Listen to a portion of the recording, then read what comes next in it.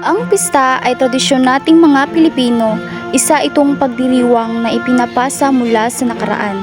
Bilang pasasalamat sa patron, sa ani o sa mga biyayang natanggap ng komunidad.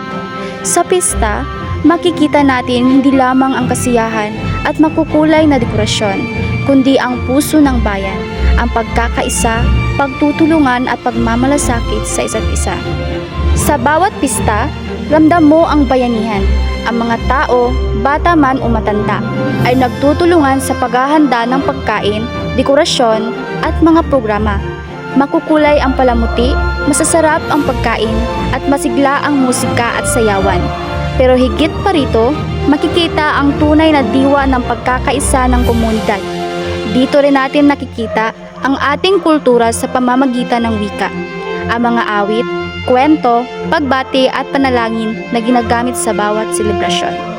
Sa tuwing may parada, sayawan o programa, ang paggamit ng lokal na wika ay nagiging tulay upang maipakita ang ating pagkakakilanlan. Ang mga salita sa awit, talumpati o pagbati ay naglalarawan ng ating paniniwala, pagpapahalaga at tradisyon. Sa ganitong paraan, hindi lamang natin na ipapasa ang kaalaman, kundi na ipapakita rin kung paano nananatili ang kultura at tradisyon sa ating pamayanan. Ang pista ay hindi lamang kasiyahan, ito ay kwento ng ating bayan. Dito nakikita ang pagkakaisa, ang pagtutulungan at ang pagmamahal sa sariling komunidad. Sa bawat awit, sayaw at pagbati, ramdam natin ang puso ng Pilipino.